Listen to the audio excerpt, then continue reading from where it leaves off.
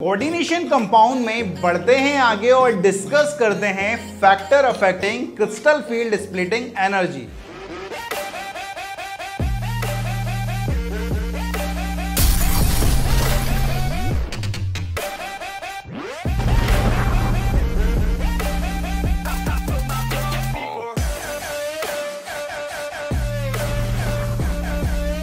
आज हम कई सारे ऐसे फैक्टर डिस्कस करने वाले हैं जो हमारे CFSE को क्या करेगा, अफेक्ट करेगा, बढ़ाएगा, कम करेगा।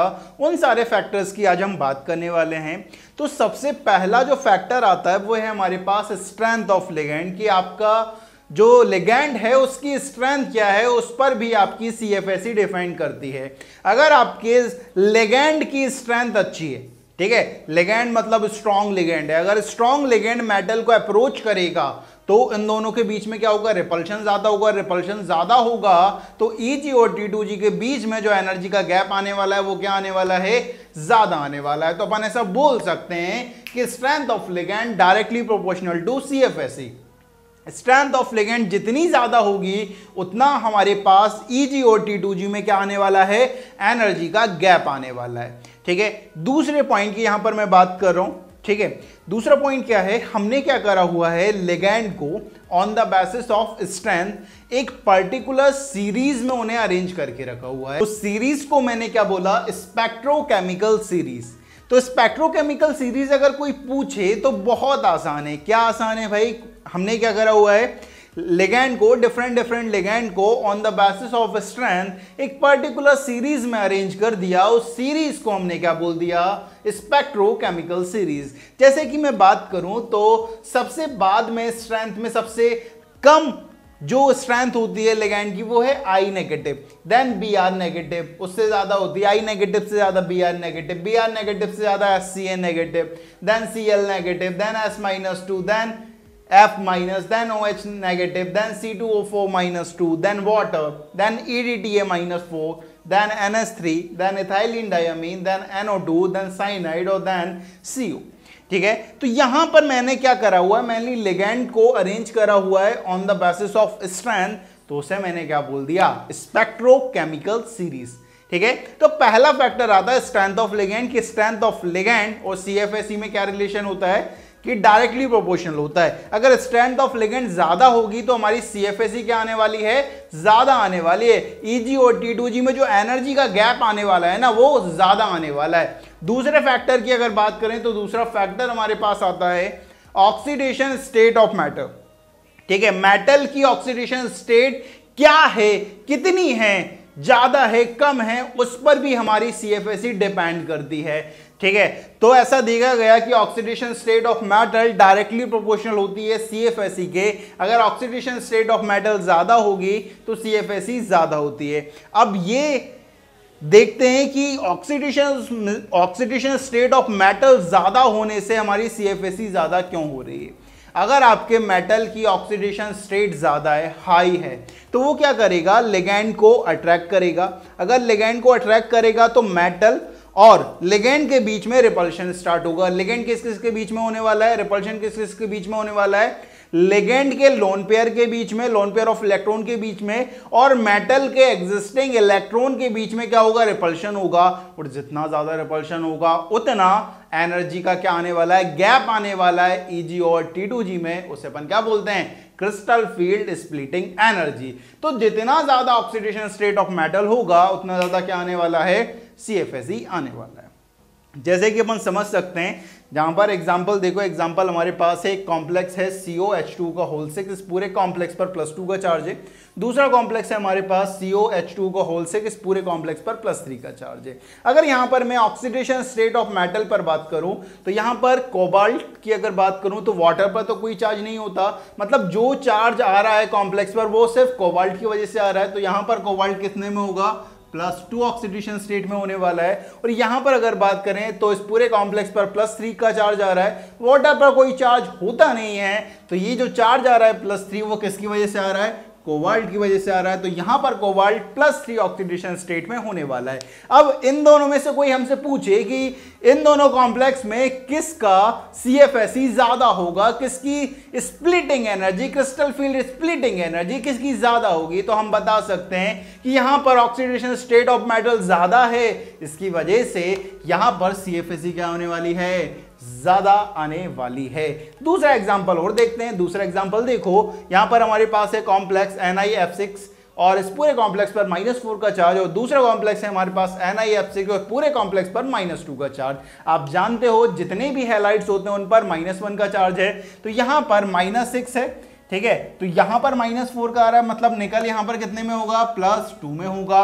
यहां पर ये -6 है, इस पर -2 का चार्ज आ रहा है, तो निकल कितने में होने वाला है, +4 में होने वाला है। अगर इन दोनों में बात करें तो यहां पर ऑक्सीडेशन स्टेट ऑफ मेटल ज्यादा आ रही है, और ऑक्सीडेशन स्टेट ऑफ मेटल ज्यादा आएगी तो क्रिस्टल फील्ड स्प्लिटिंग एनर्जी भी क्या आने वाली है, ज्यादा आने वाली है। तो इन दोनों में इसकी क्रिस्टल फील्ड स्प्लिटिंग एनर्जी क्या हो जाएगी, ज्यादा हो जाएगी।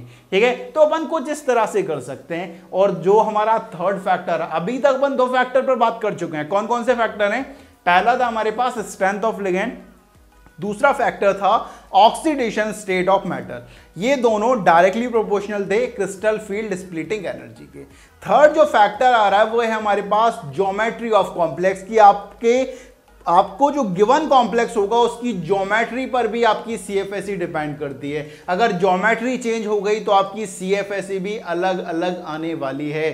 ठीक है, तो ऐसा देखा जाता है कि जो CFSE टेट्राहेड्रल ज्योमेट्री के लिए जो होती है वो 4/9 डेल्टा O, मतलब crystal field splitting energy in octahedral symmetry. ठीक है, तो यहां पर क्या हो रहा है, टेट्राहेड्रल की जो CFSE है वो 4/9 ऑफ डेल्टा O आ रही है। ठीक है, तो ज्योमेट्री अलग हुई तो CFSE भी अलग अलग होती है, इस बात का ध्यान रखें।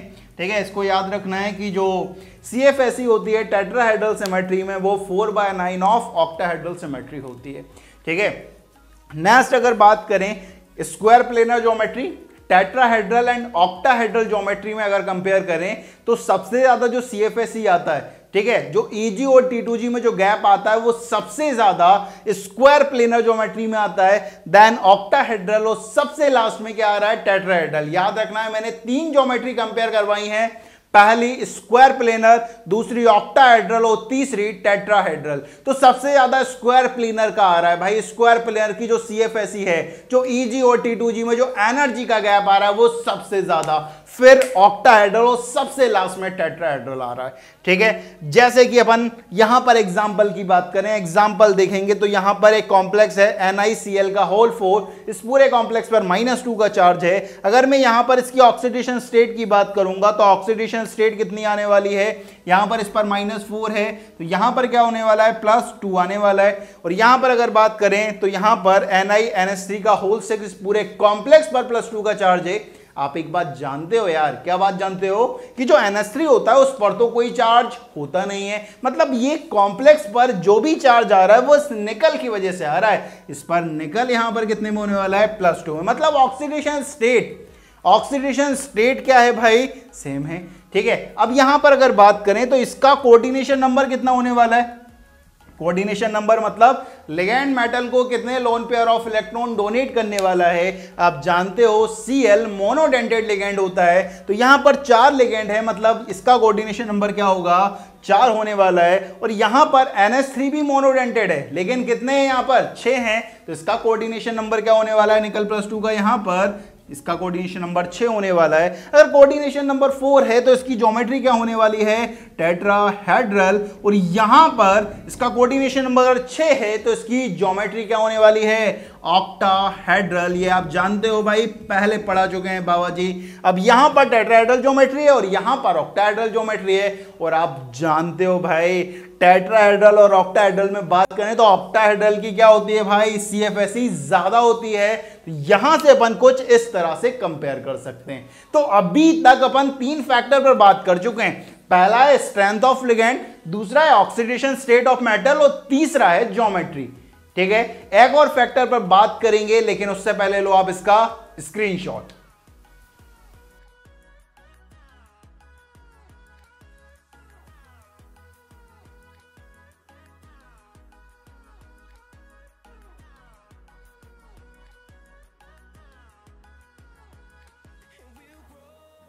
तो ले लिया है आपने इसका स्क्रीनशॉट। चलिए बढ़ते हैं आगे और डिस्कस करते हैं नेक्स्ट फैक्टर। नेक्स्ट जो फैक्टर आ रहा है हमारे पास वो है नेचर ऑफ मेटल। आपका मेटल कौन सी सीरीज से बिलोंग करता है, 3D सीरीज, 4D सीरीज या 5D सीरीज, इस पर भी आपकी CFSE डिपेंड करती है। किस तरह से डिफाइन करती है उसकी बात करते हैं। अगर आपका एलिमेंट 3D सीरीज से है, ठीक है, अगर आप 3D से 4D सीरीज पर मूव करते हो, ठीक है, तो आपका जो डेल्टा है ना, जो आपका CFSE है वो 30 से 50% बढ़ जाता है। जब आप 4D सीरीज से 5D सीरीज पर मूव करते हो तो जो आपका डेल्टा है दैट इज CFSE वो 30 से 50% फिर बढ़ जाता है। ठीक है, तो नेचर ऑफ मेटल पर भी आपका डिपेंड करता है। मतलब अपन ऐसा बोल सकते हैं कि 5D सीरीज वाले एलिमेंट जितने हैं उसका CFSE 4D वालों से ज्यादा होगा, और 4D वाले जितने हैं उनका 3D से क्या होगा, ज्यादा होने वाला है। ठीक है, अपन ने जब वैलेंस बॉन्ड थ्योरी पढ़ी थी तो वहां पर अपन ने ऐसा बोल दिया था कि अगर आपका एलिमेंट 3D सीरीज से बिलोंग करता है तो वहां पर पेयरिंग हो भी सकती है और नहीं भी हो सकती है। ये डिपेंड करेगा स्ट्रेंथ ऑफ लिगेंड पर। अगर आपका लिगेंड स्ट्रॉन्ग है तो वो पेयरिंग करवा देगा, और आपका लिगेंड वीक है तो वो पेयरिंग नहीं करवाने वाला है। ठीक है, लेकिन जब अपन ने 4D और 5D सीरीज की बात करी तब हमने कहा कि अगर आपका एलिमेंट 4D या 5D सीरीज से बिलोंग करता है तो हमेशा पेयरिंग करवाओ। उसका कोई लॉजिक नहीं था हमारे पास उस टाइम पे, लेकिन अब हमारे पास लॉजिक है। क्या लॉजिक है कि जब हम 4D और 5D सीरीज पर बात करते हैं कि अगर आपका एलिमेंट 4D या 5D सीरीज से मूव करता है तो वहां पर उनका जो EG और T2G में जो एनर्जी का गैप आता है ना वो बहुत ज्यादा आ जाता है, जिसकी वजह से इलेक्ट्रॉन हमेशा पेयर हो जाएंगे, वो T2G से EG में जा ही नहीं पाएंगे। ठीक है, तो वहां पर अनपेयर्ड होने का कोई चांस ही नहीं है, वहां पर हमेशा पेयरिंग होगी, क्योंकि जो हमारा डेल्टा आने वाला है, जो CFSE आने वाली है वो बहुत ज्यादा होती है, जिसकी वजह से वहां पर इलेक्ट्रॉन की क्या होती है, पेयरिंग होती है। तो ऐसा बोल देते थे ना अपन की 3D सीरीज है तो स्ट्रॉन्ग लिगेंड है तो पेयरिंग करा दो, वीक लिगेंड है तो पेयरिंग मत करवाओ। लेकिन 4D और 5D सीरीज में चाहे आपका लिगेंड स्ट्रॉन्ग हो या वीक हो, हमेशा पेयरिंग होगी। क्यों होगी? क्योंकि वहां पर EG और T2G में जो गैप आने वाला है वो बहुत ज्यादा आने वाला है, जिसकी वजह से हमेशा इलेक्ट्रॉन क्या होने वाला है, पेयर्ड होने वाला है। That is due to high value of CFSE for 4D and 5D series element, electron always get paired irrespective of strength of ligand। चाहे आपका ligand स्ट्रॉन्ग हो या वीक हो, 4D और 5D सीरीज का अगर एलिमेंट है आपके पास तो हमेशा पेयरिंग होगी। ठीक है, इसे अपन एग्जांपल के थ्रू समझते हैं। एग्जांपल देखो, हमारे पास अलग अलग कॉम्प्लेक्सेस हैं।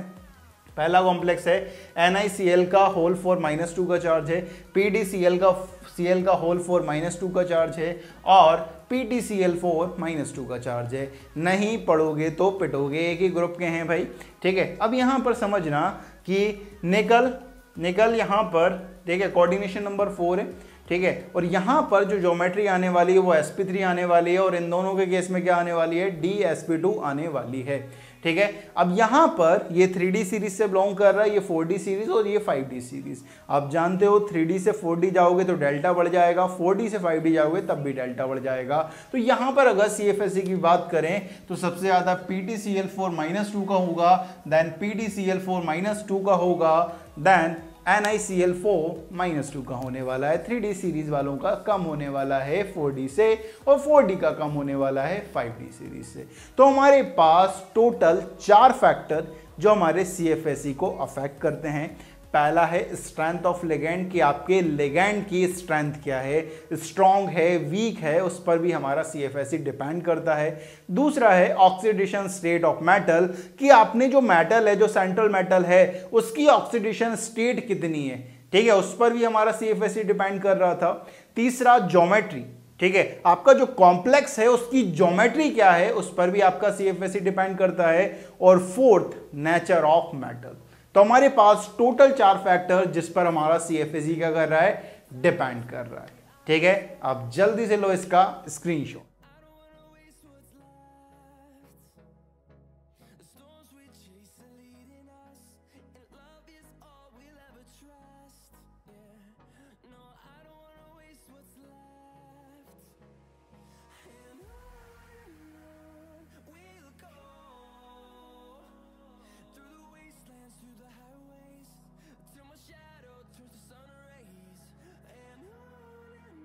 तो ले लिया है आपने इसका स्क्रीनशॉट।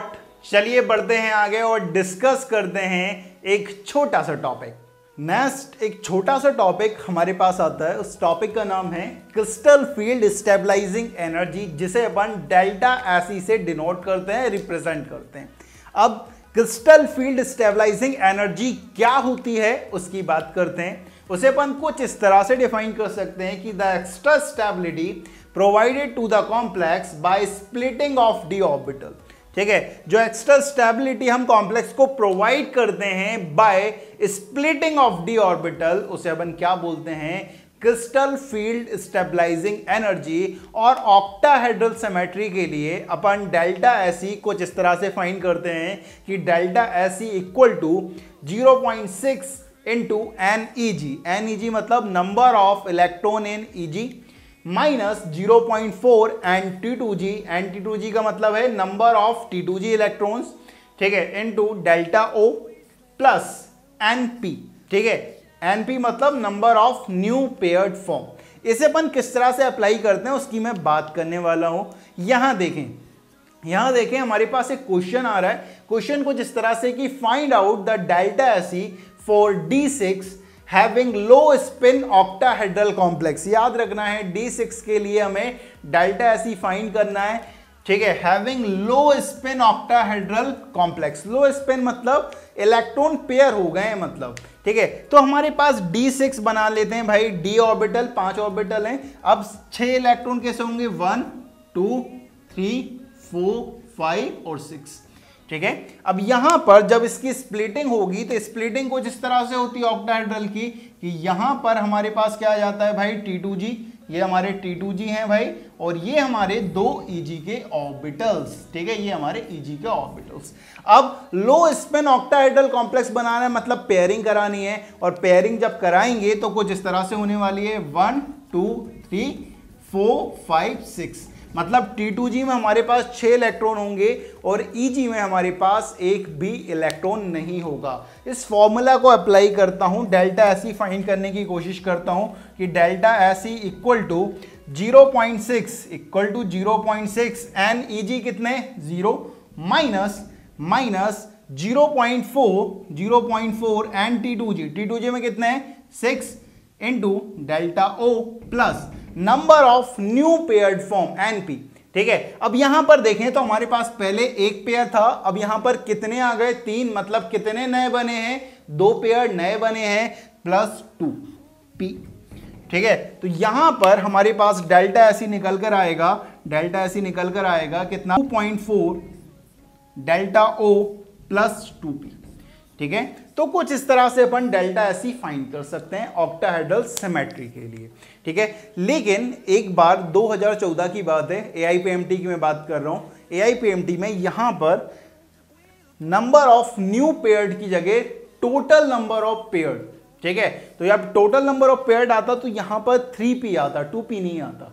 ठीक है, तो कभी कभार NP की जगह number of new paired form की जगह टोटल पेयर्ड फॉर्म भी यूज कर सकते हैं, ऑप्शन में आ सकता है, उससे घबराना नहीं।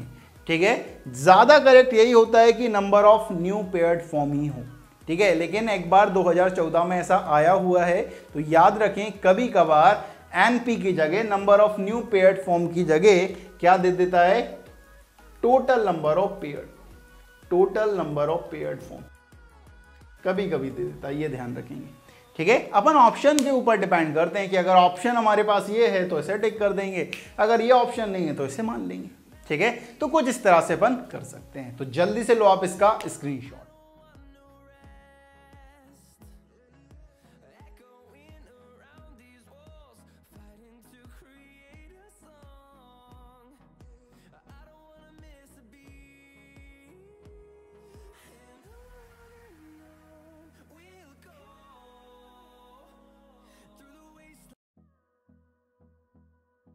तो ले लिया है आपने इसका स्क्रीनशॉट, और आज हमने 2 टॉपिक्स पर बात कर ली है। पहला टॉपिक अपन ने फैक्टर्स अफेक्टिंग CFAC, कि ऐसे कौन कौन से फैक्टर्स होते हैं जो हमारे CFAC को अफेक्ट करते हैं, उस पर बात कर लिया। और दूसरा एक छोटा सा topic that is crystal field stabilising energy, उस पर भी बात कर ली है। तो इस वीडियो में बाबा जी की तरफ से इतना ही। जय हो।